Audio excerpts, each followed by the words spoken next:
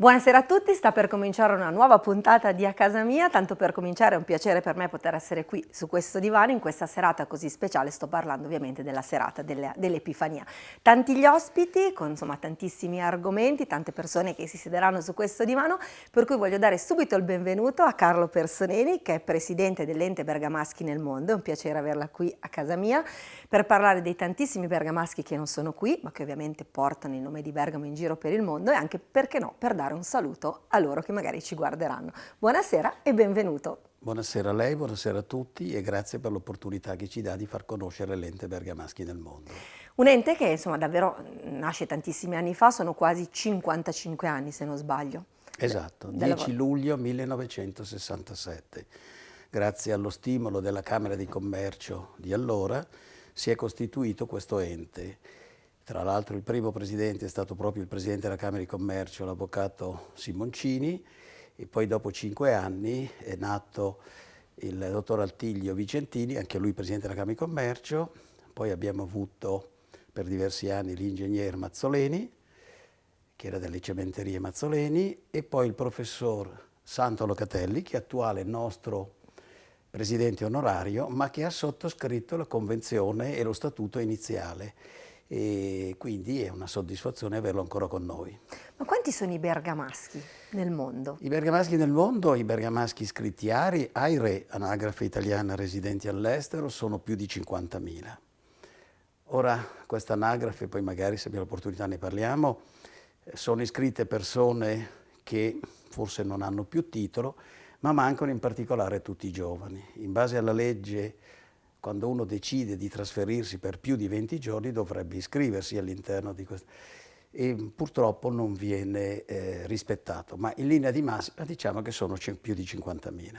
Qual è lo scopo del vostro ente? L'Ente Bergamaschi nel mondo è nato come obiettivo principale, era quello di mantenere, ma che lo è ancora oggi evidentemente, di mantenere un trait d'union, una relazione con questi emigranti all'estero e le loro famiglie. E questo continua.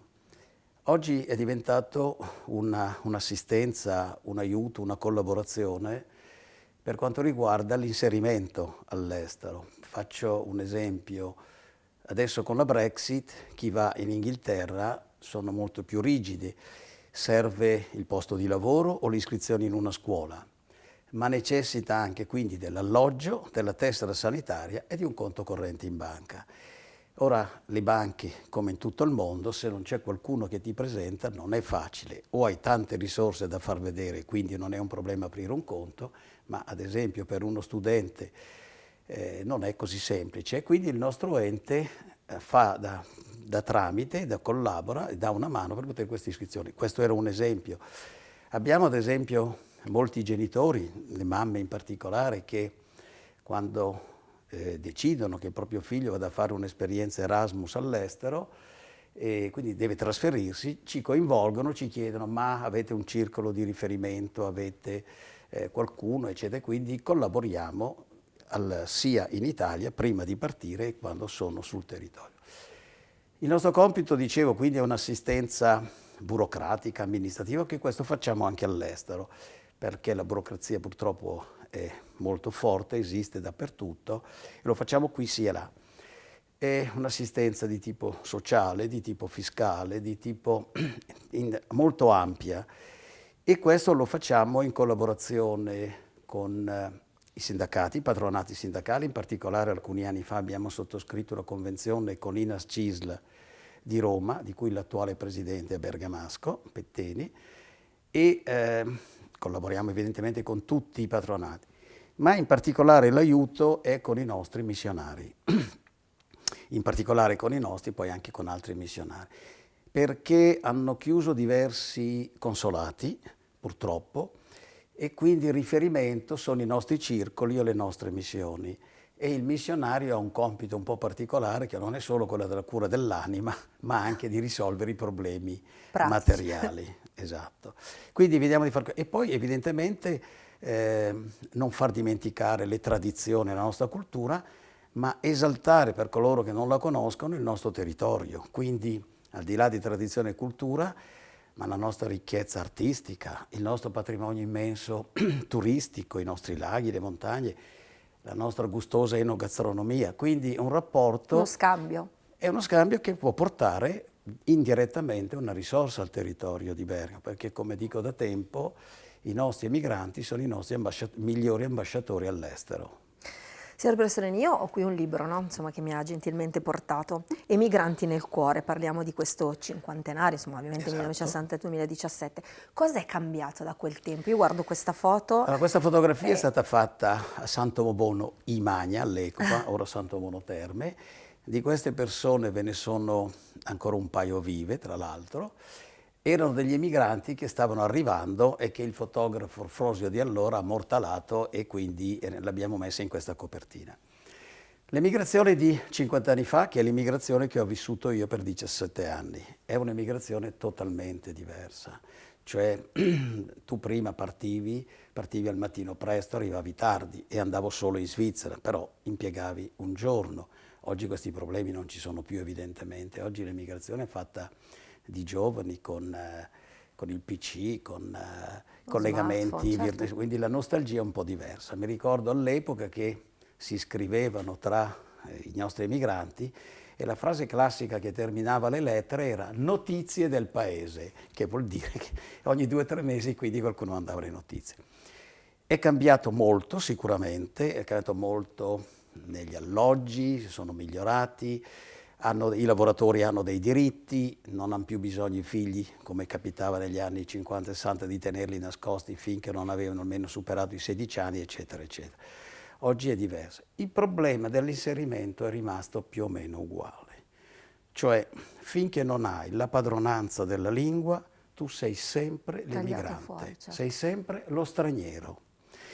E quindi questo è un problema che pesa molto, che ne ho subito personalmente da ragazzo, nell'ambiente scolastico, eccetera. Ma voglia di raccontarci qualche sua Sarebbe un esperienza? po' lunga, però no, magari potremmo farlo, ma credo che sia preferibile parlare di altro. Io ho avuto purtroppo l'opportunità di vedere i famosi cartelli di cui lì ci venivano in fotografia, dove diceva i cani all'interno dei bar o di alcuni ristoranti, i cani possono entrare, gli italiani no. Questo quindi credo... E a volte ce lo dimentichiamo, questa questo cosa.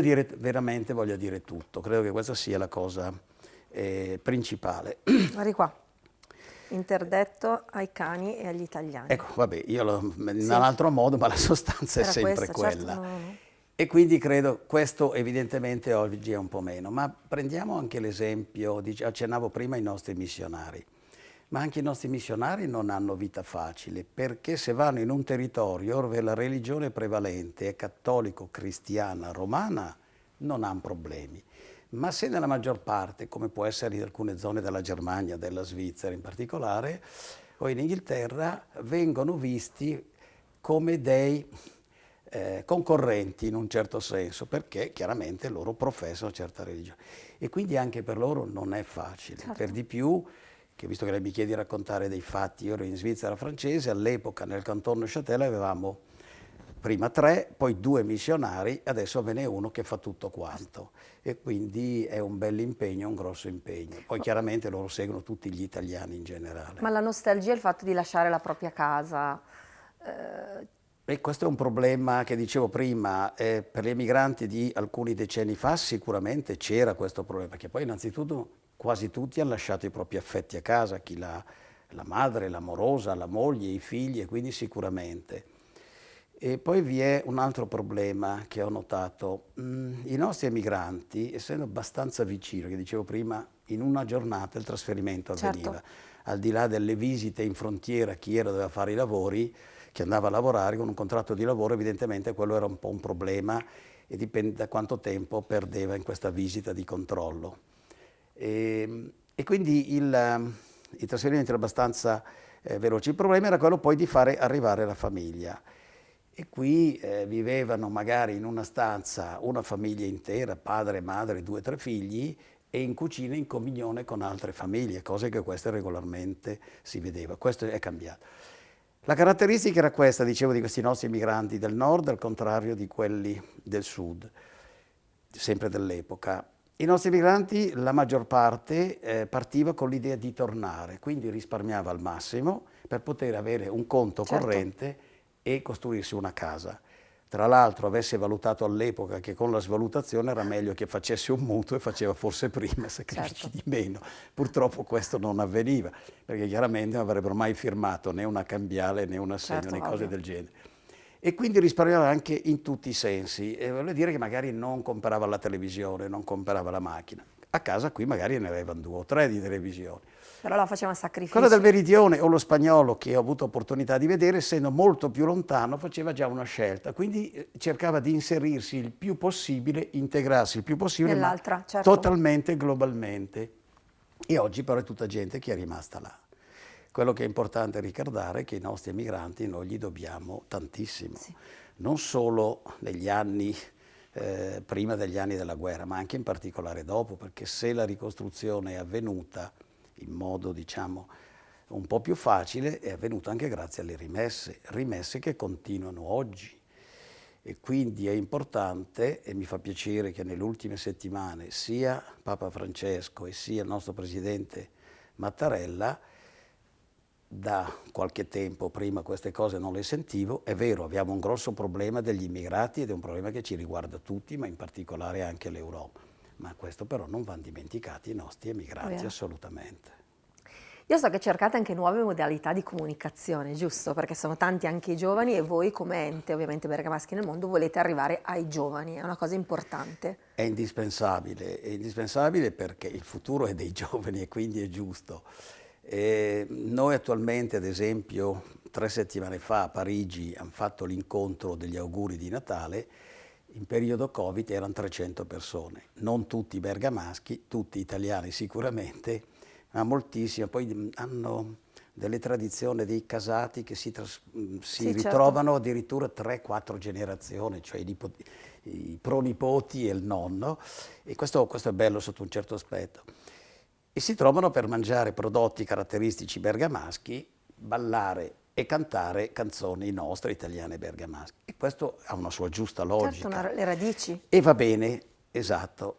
Però i giovani non interessa questo, interessano evidentemente altre cose. Quindi noi abbiamo fatto un nuovo sito che adesso vedremo di tenere aggiornato periodicamente, incrementarlo, ma sarà indispensabile anche lavorare su Facebook, su Instagram, in Certo, questi per modi di raggiungere comunicare che è diverso e quindi a dare spazio a questi nostri. Perché lei ovviamente, insomma, voi fate questa rivista che è bellissima, però lei giustamente mi diceva è cartacea, al di là dei costi proprio di doverle spedire.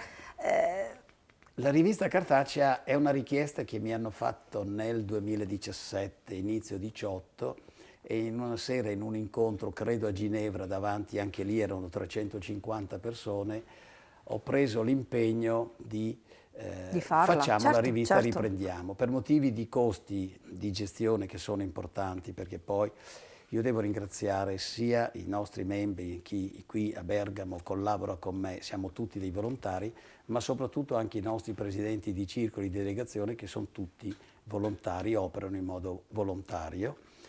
E quindi dicevo, ma abbiamo fatto questa richiesta, ho accettato, però il problema non è tanto la stampa o la redazione che quello riusciamo. Sono le spese postali Certo. che costano più della rivista, Certo, il che immagino. è assurdo, e allora vedremo di accontentare coloro che continuano a voler richiedere la rivista cartacea chiedendo loro un contributo solo per le spese postali e quindi nessun Certo. problema. La rivista è su internet, Renderla è sul online, nostro certo. sito e quindi tranquillamente uno se la legge, se la vuole scaricare la scarica, ma se la legge tranquillamente senza problemi. Ai giovani penso che preferisca questo piuttosto che Ovviamente avere più immediato, insomma, uno riesce. sicuramente. Io sollecito, e grazie di questa opportunità che grazie a date, lei. è quello di sia gli ex emigranti, perché abbiamo anche molti ex emigranti evidentemente in provincia di Bergamo, e tra l'altro per molti di loro non è facile inserirsi. E quando li vedo un po' perplessi, un po' isolati, fanno fatica di inserirsi, soprattutto quello che hanno una certa età, ma anche qualche un po' non proprio giovane, ma di mezza età. E quando era all'estero era lo straniero, l'emigrante è lo straniero.